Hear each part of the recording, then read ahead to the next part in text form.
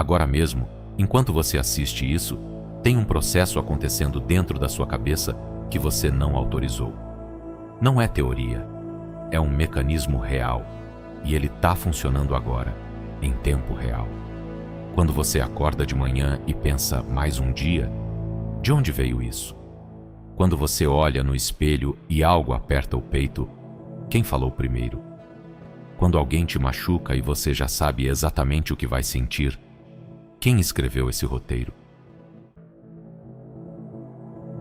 Não foi você. Foi uma voz que chegou antes de você ter escolha. E eu vou te provar isso agora. Você lembra quando aprendeu a palavra fracasso? Não lembra. Ninguém lembra. Mas você tem certeza absoluta do que ela faz com você quando bate. E é aí que está a virada. As palavras chegaram primeiro.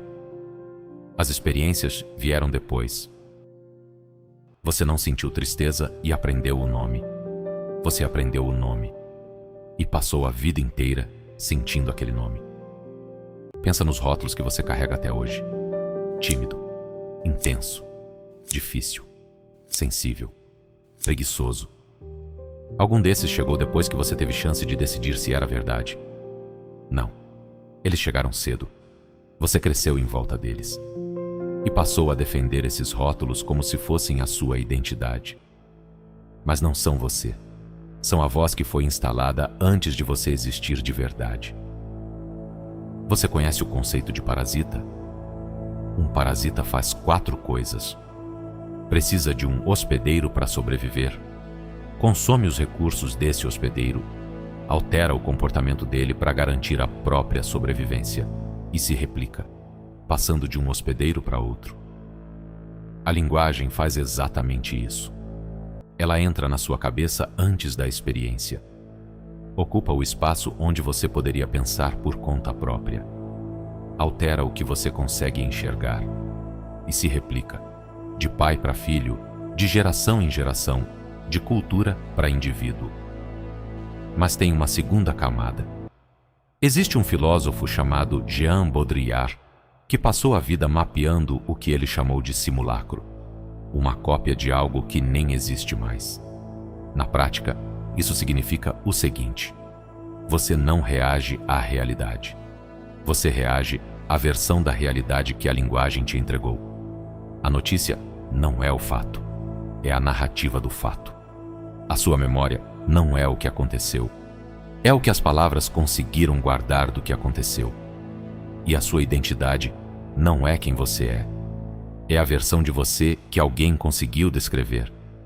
O que não tem nome não existe para você. O que tem nome errado existe distorcido. Agora vai fundo comigo. Você nunca conheceu sua mãe de verdade. Você conheceu a palavra mãe e tudo que veio junto com ela. Você nunca viveu sua infância de verdade. Você viveu a história que construiu sobre ela. Pensa nas brigas mais pesadas que você já teve. Quantas delas eram sobre o que aconteceu de fato? E quantas eram sobre o significado que cada um colocou no que aconteceu? Você brigou com palavras, com versões, com interpretações, não com a pessoa. E agora o mais pesado de tudo, aquela voz dentro de você que diz: ainda não tô pronto, não sou bom o suficiente, preciso me consertar antes de avançar. Essa voz não é sua. Ela foi instalada. É um programa rodando em linguagem que você herdou. E enquanto você acreditar que essa voz é você, você vai continuar vivendo dentro da história que ela criou.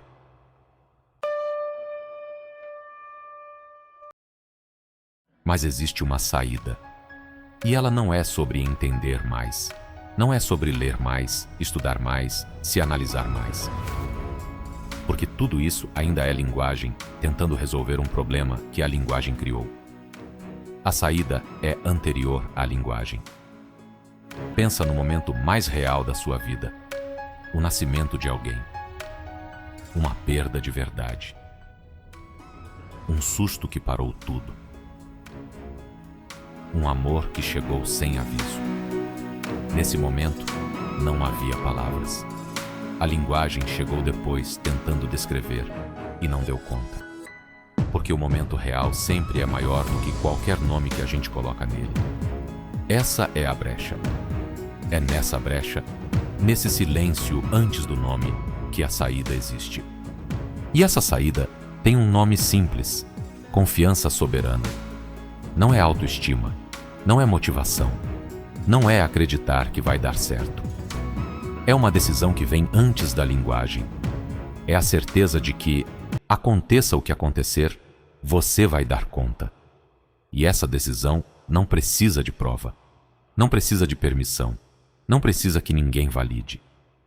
Porque toda vez que você espera uma confirmação externa antes de agir, você está deixando a voz instalada decidir quem você é. O caminho tem 3 passos simples. Primeiro, você se perdoa do passado de forma radical. Não como fraqueza, como acesso. Porque ninguém age com clareza enquanto carrega vergonha escondida. Segundo, você assume o papel antes de se sentir pronto. O bombeiro não entra no prédio em chamas como João. Ele entra como bombeiro.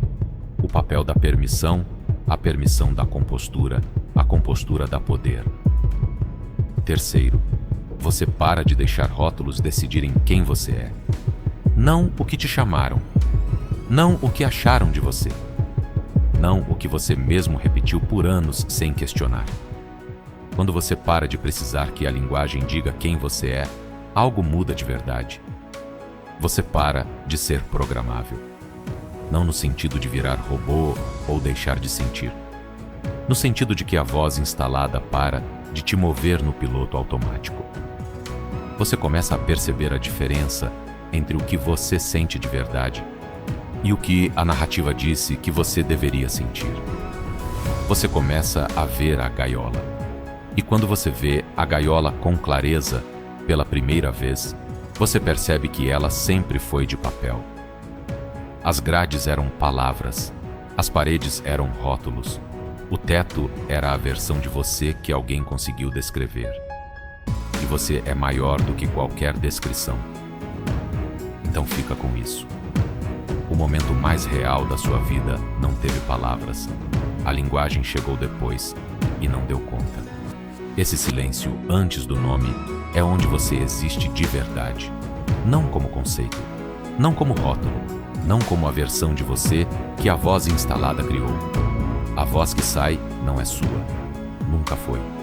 Mas agora você sabe disso. E saber muda tudo. Bem-vindo ao silêncio antes do nome.